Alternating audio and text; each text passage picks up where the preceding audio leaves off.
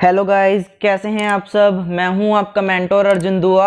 आपका मेरे channel NCERT math गुरु पर स्वागत है। आज हम हमारा नया सेशन स्टार्ट करने जा रहे हैं business mathematics BCom first semester. तो यहाँ पर सबसे पहले हमारा टॉपिक होगा आज का अलजेब्रा ऑफ मैट्रिक्स। तो यहाँ पे हम मैट्रिक्स के बारे में सीखेंगे कि मैट्रिक्स हम किस तरह से बनाते हैं, किस तरह से उसको हम रिप्रेजेंट करते हैं। तो सबसे पहले जो +2 में, जिन्होंने +1 +2 में मैथ लिया था, उनको तो ये चीज़ पता होगा कि मैट्रिक्स किस तरह से बनाई जाती है। लेकिन कुछ ऐसे बच्चे होंगे जिनको नहीं पता कि मैट्रिक्स किस तरह से बनाई जाती है, मैट्रिक्स का सिंबल क्या होता है, मैट्रिक्स किसको कहते हैं। तो सबसे पहले हम उसी के बारे में यहाँ जानेंगे कि मैट्रिक्स होती क्या है। तो सबसे पहले यहाँ पर हम बेसिक सीखेंगे और उसके बाद हाई लेवल पे हम यहाँ पर चले जाएंगे। तो सबसे पहले बेसिक से स्टार्ट करते हैं कि मैट्रिक्स हमारे पास किस तरह से होती है, उसका सिंबल किस तरह से होता है। तो सबसे पहले देखिए यहाँ पर जो मैट्रिक्स का सिंबल, इस तरह से हम इसको रिप्रेजेंट करते हैं। तो ये मैट्रिक्स का सिंबल है, इसके अंदर कुछ एलिमेंट्स लिखे जाते हैं और उन एलिमेंट्स को हम क्या कहते हैं, ये एलिमेंट्स का ग्रुप होता है। यानी कि इसको हम क्लास की तरह भी रिप्रेजेंट कर सकते हैं। जैसे कि एक क्लास में काफ़ी सारे यानी कि बहुत से स्टूडेंट्स होते हैं, इस तरह ही यहाँ पर इस मैट्रिक्स में यहाँ पर एलिमेंट्स होंगे। और तो इन एलिमेंट्स को हम किस तरह से रिप्रेजेंट करेंगे, देखिए यहाँ पर ये जो मैट्रिक्स है इनको रिप्रेजेंट हम कैपिटल लेटर से करेंगे। यानी कि कैपिटल ए, कैपिटल बी, यानी कि अल्फ़ाबेट्स होते हैं उनको कैपिटल में लिखना, उसको हम मैट्रिक्स को उसमें रिप्रेजेंट करेंगे। ए मैट्रिक्स है ये हमारे पास, बी मैट्रिक्स है, इस तरह से। तो यहाँ पर जो एलिमेंट्स हैं उसकी बात कर लेते हैं। अब ये एलिमेंट्स हमारे पास जो हैं किस फॉर्म में होते हैं, यानी कि किस तरह के यहाँ पर हमारे पास एलिमेंट्स आते हैं। तो यहाँ पर सबसे पहले हमारे पास एलिमेंट्स आएंगे। सबसे पहले देखिए, आपको पता होना चाहिए कि रियल नंबर्स और कॉम्प्लेक्स नंबर कौन से होते हैं, वो दोनों ही हमारे इसके अंदर आते हैं। अब रियल नंबर बता देता हूँ मैं आपको होते क्या हैं। रेशनल और इरेशनल के सम को कहते हैं, यानी कि जिसमें रेशनल नंबर भी आ जाएं, इरेशनल नंबर भी आ जाएं, उनको हम रियल नंबर कहते हैं। और कॉम्प्लेक्स नंबर किसको कहते हैं, अगर आपने +1 में मैथ किया है तो आपको चैप्टर याद होगा आपका कॉम्प्लेक्स वाला। कॉम्प्लेक्स उसमें नंबर था, किसको कहते हैं हम, आइटा। और ये आइटा किसके इक्वल होता है, √1 के। कौन सा √1, -√1। तो ये इसके इक्वल होता है। तो यहाँ पर अब एलिमेंट्स की बात कर रहे थे हम। तो एलिमेंट्स यहाँ पर हमारे पास ऑर्डर में गिवन होते हैं, कुछ ऑर्डर होते हैं, उसके अकॉर्डिंग हमारे पास यहाँ पर एलिमेंट्स लिखे जाते हैं। जैसे कि यहाँ पर सबसे पहले हमें ऑर्डर से सीखने से पहले हमें यहाँ पर रो और कॉलम का पता होना चाहिए कि रो और कॉलम किसे कहते हैं। तो रो और कॉलम किसे कहते हैं, अब वो देखते हैं। तो देखिए जैसे कि यहाँ पर ये मैट्रिक्स है, यहाँ पर मैं नंबर लिख रहा हूँ पहले, यानी कि कुछ एलिमेंट्स लिख रहा हूँ, फिर उसको मैं बताऊंगा उसमें रो कौन सी है, कॉलम कौन सी है। तो यहाँ पर देखिए, यहाँ पर ये देखिए इस तरह से ये हमारे पास नंबर है। तो देखिए 1 2 3 4 5 6 ये नंबर लिए मैंने। इसमें अब सबसे पहले हमें पता होना चाहिए रो क्या है। तो रो क्या होती है हमारे पास हॉरिजॉन्टल में। तो हॉरिजॉन्टल देखिए किस तरह से होता है, हॉरिजॉन्टल लाइन पता होनी चाहिए। हॉरिजॉन्टल लाइन जो इस तरह से बनाई जाती है वो हमारी हॉरिजॉन्टल लाइन होती है। यानी कि जो ये आपके पास दिख रहा है 1 2 3, इसी तरह से ये 4 5 6, ये हमारे पास क्या है, रो 1। फर्स्ट हमारे पास रो 1 होगी, सेकंड होगी रो 2। इसी तरह से हमारे पास इसमें कॉलम्स भी होती हैं। कॉलम कौन सी होंगी, जो वर्टिकल होंगी, वर्टिकल लाइंस। तो वर्टिकल लाइन हमारे पास देखिए ये होगी 1 4 2 5 3 6। तो ये हमारे पास क्या आ गई, कॉलम आ गई, यानी कि कॉलम 1 कॉलम 2 कॉलम 3। तो रो को हम किस से रिप्रेजेंट करेंगे, कैपिटल R से, और कॉलम को किस से रिप्रेजेंट करेंगे, कैपिटल C से। तो इस तरह से ये देखिए हमारे पास ये एलिमेंट्स हो गए, इसमें रो और कॉलम भी आ गई। तो अब इसके ऑर्डर की बात कर लेते हैं। ऑर्डर भी इसमें होते हैं, ऑर्डर का इसमें मेन रोल है, तो आप वो देखिए। तो ऑर्डर को हम किस तरह से रिप्रेजेंट करेंगे कि ऑर्डर हमारे पास कितना है। तो सबसे पहले देखिए जो रो है इसको लिखेंगे, पहले लिखेंगे हम रो, मल्टीप्लाई में क्या रखेंगे हम, मल्टीप्लाई में हम रखेंगे कॉलम। तो इस तरह से हम इसको कहेंगे कि ये इसका ऑर्डर है, रो और कॉलम। तो इसमें रो देखिए, रो कितनी है 1 2, तो सबसे पहले 2 लिख देंगे। उसके बाद कॉलम, कॉलम कितनी है गिनिए, ऊपर काउंट कीजिए 1 2 3। तो यहाँ पर कॉलम कितनी हो गई 3। तो यहाँ पर हमारे पास ऑर्डर क्या आ गया, 2 × 3।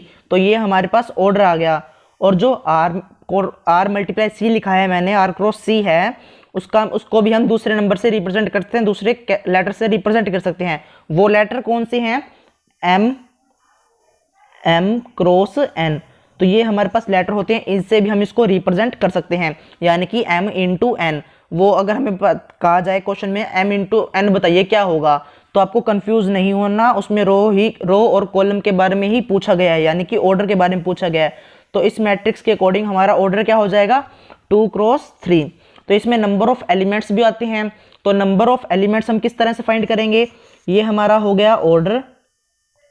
यहाँ पे हम पूछेंगे कि नंबर ऑफ एलिमेंट्स कैसे फाइंड करना है, तो नंबर ऑफ एलिमेंट्स हमारे पास किस तरह से आ जाएंगे, नंबर ऑफ एलिमेंट्स। तो वो हम किस तरह से देखेंगे कि नंबर ऑफ एलिमेंट्स कितने हैं। तो देखिए यहाँ पर हमारे पास क्या आया था 2 क्रॉस 3, तो 2 और 3 की मल्टीप्लाई कर दें, 2 3 जा 6, तो यहाँ पर हमारा रिजल्ट क्या आ जाएगा 6, यानी कि 2 और 3 की मल्टीप्लाई करने पर हमारे पास 6 रिजल्ट आया, यानी कि 2 और 3 की मल्टीप्लाई करने पर 6 रिजल्ट आया। तो यहाँ पर 6 क्या हुआ, नंबर ऑफ एलिमेंट्स। आप उसको मैट्रिक्स में काउंट करिए 1 2 3 4 5 6, 6 एलिमेंट्स हैं, तो यहाँ पर हमारे पास नंबर ऑफ एलिमेंट्स भी 6 आ गए। तो यहाँ पर हमारा ये बेसिक हो चुका है। अब इसके आगे थोड़ा सा हाई लेवल पे लेके चलते हैं, थोड़ा सा धीरे धीरे ही हम आगे बढ़ेंगे। तो यहाँ पर देखिए मैंने आपको क्या सिखाया, पहले मैंने आपको मैट्रिक्स बताया कि मैट्रिक्स किस तरह से होती है, सिंबल क्या होता है, उसको किस तरह से रिप्रेजेंट करते हैं, रो कौन सी होती हैं, कॉलम कौन सी होती हैं, ऑर्डर क्या होता है उसका, नंबर ऑफ एलिमेंट्स क्या होते हैं, ये चीज़ें हमने सीख ली। अब इसके आगे थोड़ा सा नेक्स्ट स्टेप बढ़ाते हैं हम। तो इसमें हमारे पास आ जाती हैं टाइप्स ऑफ मैट्रिक्स। तो यहाँ पर सबसे पहले टाइप ऑफ मैट्रिक्स समझते हैं। टाइप ऑफ मैट्रिक्स हमारे पास कितने तरह की होती है। तो सबसे पहले हम लेते हैं यहाँ पर रो मैट्रिक्स। सबसे पहले हमने क्या लिया, हमारा रो मैट्रिक्स, ठीक है। तो यहाँ पर रो मैट्रिक्स के बारे में बताता हूँ कि रो मैट्रिक्स में हमारे पास कौन सी मैट्रिक्स आएगी। तो यहाँ पर आपको पता है रो किस तरह से रिप्रेजेंट करते हैं, रो वर्टिकली या फिर हॉरिजॉन्टल। बताइए रो कौन से में होती है, वर्टिकल में होती है रो। तो ये हमने क्या करना है, जब भी हमें रो मैट्रिक्स कहा जाए हमें वर्टिकल में नहीं लिखना, हमें हॉरिजॉन्टल में लिखना है, यानी कि 1 2 3 4। उसमें हमें ये काउंट नहीं करना कि कॉलम कितनी बन रही हैं, कॉलम को हमें काउंट नहीं करना, हमें किसको देखना है, सिर्फ और सिर्फ उसमें रो होनी चाहिए। कितनी की रो होनी चाहिए, 1 रो होनी चाहिए, तभी हम उसको क्या कहेंगे, रो मैट्रिक्स। तो यहाँ पर हमारे पास काउंट कीजिए, हमारे पास रो कितनी बन गई, 1 रो बन गई, और कॉलम कितनी बन गई, 1 2 3 4 हमारे पास क्या बन गई, कॉलम बन गई। तो यहाँ पे ऑर्डर क्या हो गया 1 into 4, और नंबर ऑफ एलिमेंट्स कितने हो गए, 4 हो गए। अगर मैं यहाँ पर 3 तक लिखता तो आप यहाँ पे कितने ऑर्डर बन जाएगा, वो देखिए यहाँ पर हमारे पास कॉलम कितनी बन गई, रो कितनी रह गई, और हमारे पास ऑर्डर क्या है, एलिमेंट्स क्या आएंगे। तो यहाँ पर ऑर्डर भी बताना है आपको। तो यहाँ पर काउंट करेंगे, रो कितनी बन गई हमारे पास, रो बन गई हमारे पास 1, और कॉलम 1 2 3। तो यहाँ पर हमारे पास कॉलम बन गई 3, कॉलम 3 बन गई, रो 1 बन गई, यानी कि 1 क्रॉस 3, यानी कि 1 × 3 हमारे पास ये ऑर्डर आ गया। और एलिमेंट्स क्या आ गए, 1 into 3 3। तो यहाँ पर हमारे पास क्या आ चुका है, रो ऑफ मैट्रिक्स हम सीख चुके हैं कि कैसे होती है। अब कॉलम सीखते हैं कि कॉलम मैट्रिक्स किस तरह से रिप्रेजेंट होती है, कॉलम मैट्रिक्स को किस तरह से हम बनाते हैं। तो कॉलम मैट्रिक्स पे आ जाइए, कॉलम मैट्रिक्स। तो देखिए यहाँ पर हमारे पास किस तरह से बनेगी कॉलम मैट्रिक्स। जैसे कि मैंने आपको बताया रो मैट्रिक्स में क्या होता है, एक रो होती है, तो कॉलम मैट्रिक्स में क्या होगा, एक कॉलम होगी। तो कॉलम बना देंगे हम इस तरह से, देखिए 1 2 3, इस तरह से हमने क्या कर दिया, ये हमारी मैट्रिक्स बन गई रो मैट्रिक्स। ये रो मैट्रिक्स बन चुकी है। अब इसमें बताया ये हमारे पास कॉलम मैट्रिक्स बन चुकी है। तो इसमें बताइए कि इसमें रो और कॉलम कितनी है। तो कॉलम तो एक ही बनेगी, जैसा कि मैंने आपको पहले भी बताया है, कॉलम मैट्रिक्स में कॉलम 1 बनती है, रो मैट्रिक्स में 1 रो बनती है। हमें रो मैट्रिक्स में कॉलम पर ध्यान नहीं देना, कॉलम मैट्रिक्स में रो पर ध्यान नहीं देना। तो यहाँ पर देखिए रो हमारे पास 3 बन गई, तो यहाँ पर 3 आ गया। फिर हमने काउंट किया कि कॉलम कितनी है, कॉलम हमारे पास 1 है, तो ये हमारे पास ऑर्डर आ गया और एलिमेंट बन गए 3। तो यहाँ पर देखिए मैंने आपको बताया रो मैट्रिक्स, कॉलम मैट्रिक्स कौन सी होती हैं। अब उसके बाद नेक्स्ट देखते हैं हम। तो रो मैट्रिक्स हमने देख ली, कॉलम मैट्रिक्स देख ली। अब मैं आपको बताता हूँ हमारे पास नेक्स्ट मैट्रिक्स कौन सी आएगी, डायगोनल मैट्रिक्स। तो डायगोनल मैट्रिक्स भी देख लीजिए। डायगोनल मैट्रिक्स हमारे पास किस तरह से आती है, डायगोनल मैट्रिक्स। तो यहाँ पर हमारे पास क्या होना चाहिए, डायगोनल आपको पता होगा क्या होता है। मान लीजिए स्क्वायर होता है, स्क्वायर में ये जो साइड होती है, रेक्टेंगल में साइड होती है, इस तरह से जब हम क्रॉस करते हैं एक तरह से कह सकते हैं, तो वो हमारा क्या आ जाएगा, डायगोनल बन जाएगा, उसको हम डायगोनल कहते हैं। इसमें ये ध्यान रखना है कि डायगोनल के अलावा बाकी जो एलिमेंट्स बनेंगे वो 0 होने चाहिए। डायगोनल के अलावा बाकी जो एलिमेंट्स बचेंगे वो 0 होने चाहिए। जैसे कि यहाँ पे एग्जाम्पल लेते हैं 1 2 3, बाकी एलिमेंट्स क्या हो गए हमारे पास 0 हो जाएंगे। तो ये हमारे पास बन गई डायगोनल मैट्रिक्स। तो यहाँ पर देखिए जो 1 2 3 बना ये हमारा डायगोनल मैट्रिक्स बन चुका है। तो इसी तरह से इसी को देखते हुए एक चीज़ और ध्यान आ जाती है, तो वो देखिए वो क्या है, स्केलर मैट्रिक्स। स्केलर मैट्रिक्स और डायगोनल मैट्रिक्स में सिर्फ थोड़ा सा ही डिफरेंस है। वो डिफरेंस क्या है, अब वो देखिए। डायगोनल में एलिमेंट्स क्या थे, देखिए 1 2 3 तीनों ही अलग थे। यहाँ पर स्केलर में क्या होगा, स्केलर में सभी एलिमेंट्स सेम हो जाएंगे, 2 2 2, या फिर कह सकते हैं 3 3 3, या फिर 4 4 4। एलिमेंट्स क्या हो जाएंगे, स्केलर में सेम हो जाएंगे। इस तरह से कह सकते हैं स्केलर में क्या हो जाएंगे, सेम हो जाएंगे डायगोनल, और डायगोनल मैट्रिक्स में डायगोनल अलग रहेंगे। आप इस पर भी ध्यान दीजिए कि स्केलर में 1 1 नहीं आएगा। जो डायगोनल बनेगा स्केलर मैट्रिक्स में वो 1 1 नहीं आ सकता। वो 1 1 क्यों नहीं आ सकता, क्योंकि वो हमारी अलग मैट्रिक्स है। वो भी बता देता हूँ मैं आपको, वो हमारी इससे से अलग होती है। उसको हम कहते हैं identity matrix. Identity matrix, unit matrix दोनों सेम हैं। तो यहाँ पर बस वहाँ पर क्या रहेगा, सेम एलिमेंट्स रहेंगे, लेकिन वो एलिमेंट्स कौन से होने चाहिए, 1 होने चाहिए। तभी हम उसको क्या कहेंगे, आइडेंटिटी मैट्रिक्स। तो इसको हम इस तरह से रिप्रेजेंट करेंगे। आइडेंटिटी मैट्रिक्स को हम कैपिटल आई से डिनोट करेंगे। तो यहाँ पर देखिए सबसे पहले हमने सीख चुके हैं कि रो किसे कहते हैं, column matrix, diagonal matrix, scalar matrix. तो बस जीरो मैट्रिक्स किस तरह से होती है, जीरो मैट्रिक्स। तो उसमें क्या होंगे, उसमें सभी एलिमेंट्स क्या होंगे, 0 होंगे। उसमें कोई भी एलिमेंट कोई भी नंबर के नहीं होगा, उसमें सिर्फ और सिर्फ 0 रहेंगी। वो हमारी जीरो मैट्रिक्स हो जाएगी। इसी तरह से हमारे पास एक और मैट्रिक्स आ जाती है, ट्रायंगुलर मैट्रिक्स। तो ट्रायंगुलर मैट्रिक्स के बारे में भी मैं आपको बता देता हूँ कि ट्रायंगुलर मैट्रिक्स कौन सी होती है। तो ट्रायंगुलर मैट्रिक्स में हमारे पास मान लीजिए कोई भी मैट्रिक्स है, जैसे कि 1 2 3 4 5 6 7 8 9। मान लीजिए ये हमारे पास इसकी मैट्रिक्स है, पर इसको ट्रायंगुलर कब कहेंगे, जब हमारे पास क्या होगा, देखिए डायगोनल है। डायगोनल को एक बार देखिए, यहाँ पर इसके ऊपर और नीचे क्या बन रहा है, ट्रायंगल बन रहा है एक तरह से। देखिए यहाँ पर ये जो है हमारे पास ट्रायंगल की फॉर्म में ही आ रहा है, ये ट्रायंगल की फॉर्म में आ रहा है। यहाँ पर जो नंबर्स लिखे गए हैं इनकी जगह क्या होगा, 0 होगा। जब एक तरफ 0 होगा, मान लीजिए यहाँ 0 आ जाए सबकी जगह, तो यहाँ पर ऊपर जो बनेगी वो अपर बन जाएगी हमारे पास, अपर ट्रायंगुलर मैट्रिक्स। और अगर ऊपर 0 होगा, अगर ऊपर 0 हुआ और नीचे हमारे पास नंबर दिए गए, नीचे नंबर दिए गए, तो वो क्या हो जाएगा, लोअर ट्रायंगुलर मैट्रिक्स। तो यहाँ पर देखिए मैंने आपको मैट्रिक्स के बारे में बता दिया, उसके टाइप्स भी बता दिए। अब हम थोड़ा सा आगे प्रोसेस करते हैं, आगे चलते हैं। इसमें प्लस माइनस भी अब सीख लेते हैं कि उसमें प्लस माइनस किस तरह से करते हैं। और इसमें रेक्टेंगल और मैट्रिक्स और स्क्वायर मैट्रिक्स भी आपको बता देता हूँ मैं कौन सी होती हैं। तो यहाँ पर हमारे पास जो है स्क्वायर मैट्रिक्स कौन सी होती है, स्क्वायर मैट्रिक्स आपको पता चल जाएगा स्क्वायर मैट्रिक्स किस तरह से होगी। देखिए जैसे कि मैं आपको बता रहा हूँ स्क्वायर किस तरह से होता है, जिसकी साइडें इक्वल होती हैं, यानी कि इसका जो है ऑर्डर सेम रहे।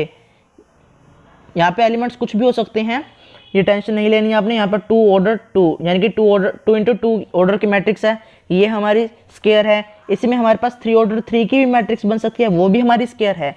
लेकिन जब हमारे पास क्या होगा, रेक्टेंगल कब बनेगी, जब हमारे पास 1 इंटू 2 या फिर हम कह सकते हैं कि अलग ऑर्डर है, 1 इंटू 2 2 इंटू 3 कुछ भी रहे, लेकिन सेम ऑर्डर नहीं होना चाहिए। जैसे कि 2 इंटू 2 3 इंटू 3 उनसे अलग हो, तो वो हमारी रेक्टेंगुलर मैट्रिक्स हो जाएगी। तो यहाँ पर देखिए मैंने आपको टाइप्स भी बता दिए काफ़ी सारे। अब हम प्लस माइनस सीखते हैं कि प्लस माइनस मल्टीप्लाई डिवाइड इसमें किस तरह से होगी।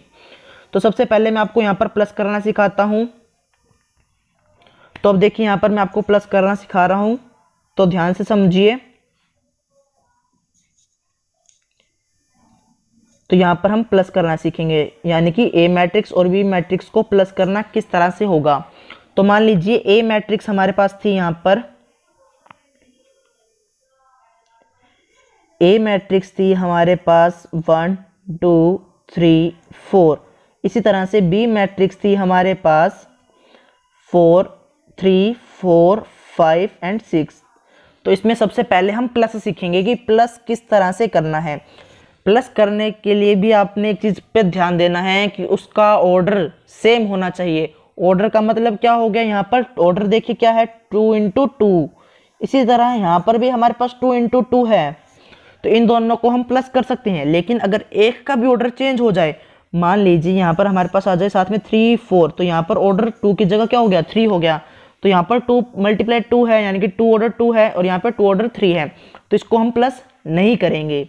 प्लस कब करना है, जब हमारे पास ऑर्डर दोनों का सेम हो, 2 × 2, 3 × 3, 1 × 1, अब प्लस करना है। तो सबसे पहले हमारे पास एलिमेंट कौन सा है, A11, तो ये जो हमारे पास लिखा गया है इसको कहते हैं हम A11, यानी कि फर्स्ट रो फर्स्ट कॉलम, और जो A लिया है वो इसको देखते हुए हमने लिया है कि हमने जो है किससे रिप्रेजेंट किया उसको, तो स्मॉल a लेंगे, यानी कि देखिए A11, इस तरह से कह रहे हैं A11, A12, A13, तो A11 first row first column, A12 first row second column, A13 first row third column. इसी तरह से हमारे पास नेक्स्ट आता रहेगा कॉलम 2 और रो 1 हो जाएगी। इस तरह से हम कह सकते हैं चेंज होता रहता है। अब उसके बाद तो यहाँ पर हम प्लस का सीख रहे हैं, 1 की प्लस करेंगे हम 3 के साथ, तो 1 + 3, तो 1 और 3 को प्लस कर देंगे, वो उसको हम लिखेंगे A11 की जगह है, क्योंकि हमने 1 1 दोनों का फर्स्ट एलिमेंट लिया, तो हमने यहाँ पर फर्स्ट की जगह ही रखना है। उसके बाद सेकंड पर आ जाइए, सेकंड क्या है हमारे पास 3, सेकंड एलिमेंट हमारे पास 3 है, A12 हमारे पास 3 है। इसी तरह आप बी मैट्रिक्स में चेक कीजिए कि आपके पास A12 क्या है, A12 आपके पास 4 है, 4 + 3 कितना होगा 7। इसी तरह से आप क्या कीजिए, नेक्स्ट पर आ जाइए, A21, जब आपने फर्स्ट रो कंप्लीट कर ली सारे कॉलम के साथ, तब आप सेकंड रो पे आ जाइए, सभी कॉलम के साथ आपने उसको सॉल्व करना है। तो सेकंड रो का फर्स्ट कॉलम में एलिमेंट क्या बनेगा, सेकंड रो, ये फर्स्ट ये सेकंड रो में फर्स्ट कॉलम, तो कॉलम हमारे पास देखिए ये आ गया, तो ये एलिमेंट हो गया 2, तो इसको लीजिए।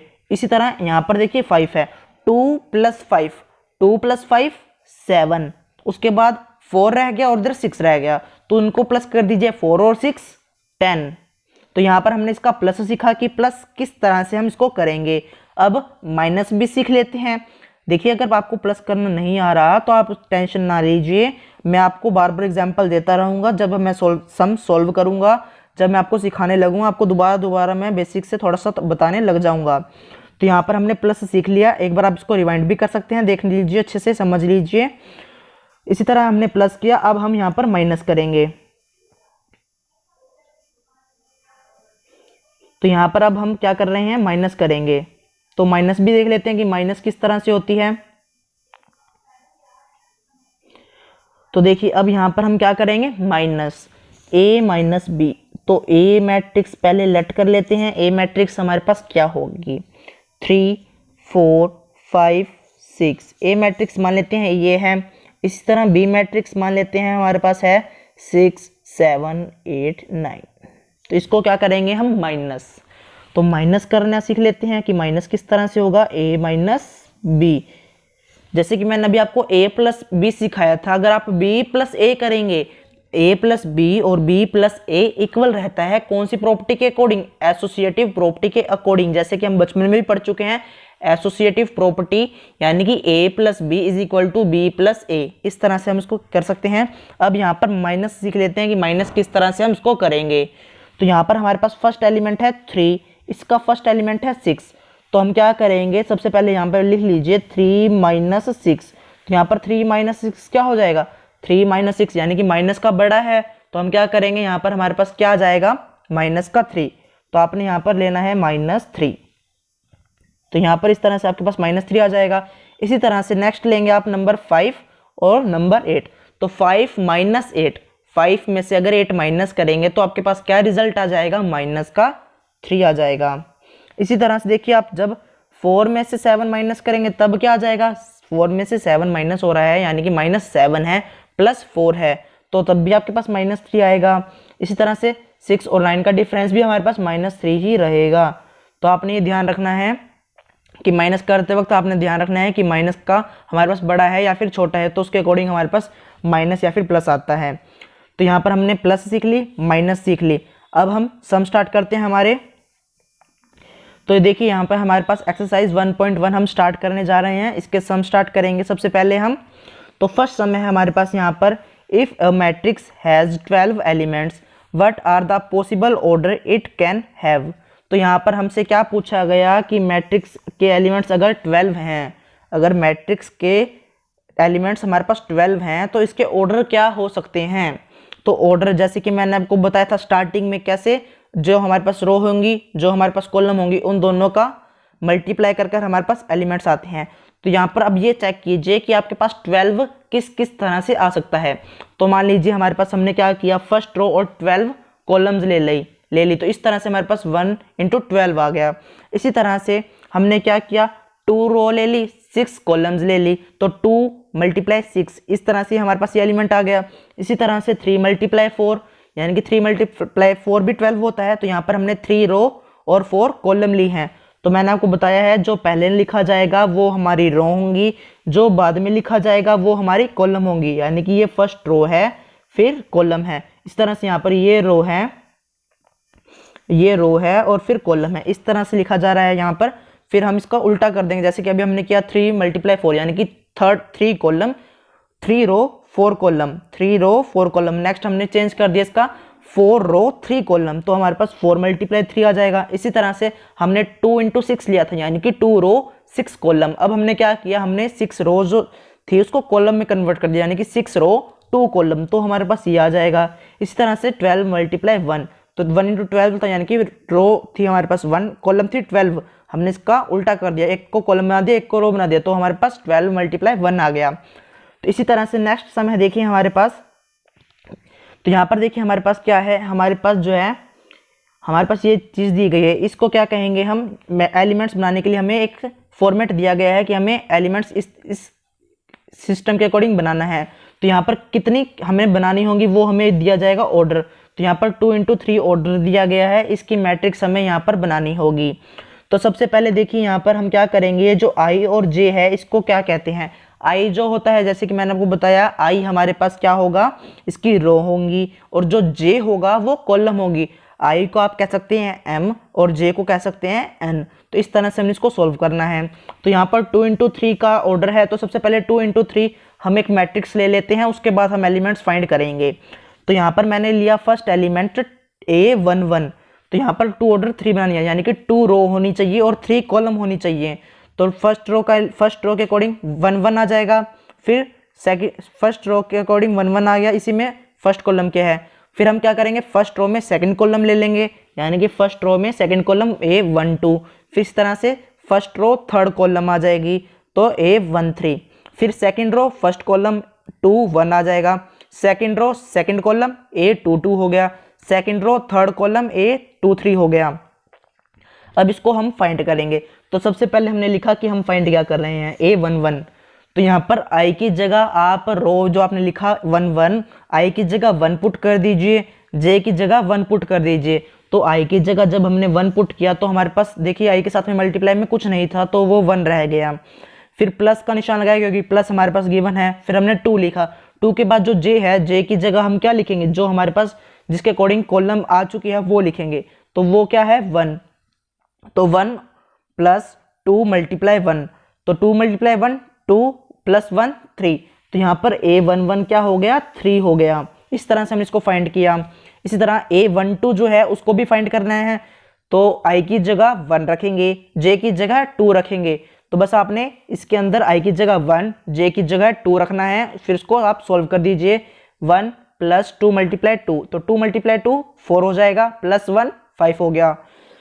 इसी तरह से देखिए A13 क्या हो जाएगा, हमारे पास 1 I की जगह 1, J की जगह 3 रखना है, तो 1 + 2 × 3, तो सॉल्व करेंगे तो क्या आ जाएगा 7। तो देखिए यहाँ पर हमारे पास एलिमेंट्स क्या आ गए 3 5 7। अब ये हम किसकी जगह रखेंगे, A11 A12 A13, इनकी जगह पर हम 3 5 और 7 लिख देंगे जहाँ पे हमने ये लिखा था। इसी तरह जैसे कि अभी हमने A11 A12 A13 फाइंड किया, उसी तरह ही हम A21 A22 A23 भी फाइंड करेंगे। तो 21 का मतलब सेकंड रो फर्स्ट कॉलम, आई की जगह 2 रखेंगे, इस बार जे की जगह 1 रखेंगे। आई की जगह 2 क्यों रखा, क्योंकि वो सेकंड रो आ गई। आई को मैंने बताया था आई हमारी रो है और जे हमारी कॉलम है, और कॉलम इसमें कितनी है 1, तो 2 हमने रखना है आई की जगह, जे की जगह 1 रखना है। तो आप क्या कीजिए 2 + 2 × 1, इसको सोल्व करा तो हमारे पास 4 आ गया। इसी तरह से 2 × A22 फाइंड करेंगे तो क्या आ जाएगा, आई की जगह 2, जे की जगह 2, और जो जे के साथ मल्टीप्लाई 2 था वो भी रहेगा। तो यहाँ पर 2 + 2 × 2, जिसको सोल्व करा तो हमारे पास आ जाएगा 6। इसी तरह से 823 क्या आ जाएगा, हमारे पास 8 आ जाएगा। तो ये जो 4 6 8 आया वो सेकंड रो में बना, तो सेकंड रो में लिख देंगे इस तरह से। देखिए जो हमारे पास पहले नंबर पर आया A11 पर 3 आया था, तो उसको A11 की जगह पर लिखा। इसी तरह से A12 को जब सोल्व किया तो हमारे पास 5 आया था, A13 को सोल्व किया था तो हमारे पास क्या आया था 7। इसी तरह से A21 A22 A23 ये हमारे पास एलिमेंट्स आए थे। तो देखिए यहाँ पर मैंने आपको इतने अच्छे तरीके से समझाया, आई होप आपको समझ आ चुका होगा। अगर आपको इसका सेकंड पार्ट चाहिए तो आप कमेंट करके बताइए। अगर आप हमारे चैनल पर नए हैं तो चैनल को सब्सक्राइब कर दीजिए, बेल आइकन को प्रेस कर दीजिए ताकि आपको बीकॉम से रिलेटेड नए नए वीडियोस की नोटिफिकेशन सबसे पहले मिल जाएं। और आप अपने दोस्तों को शेयर जरूर कीजिए।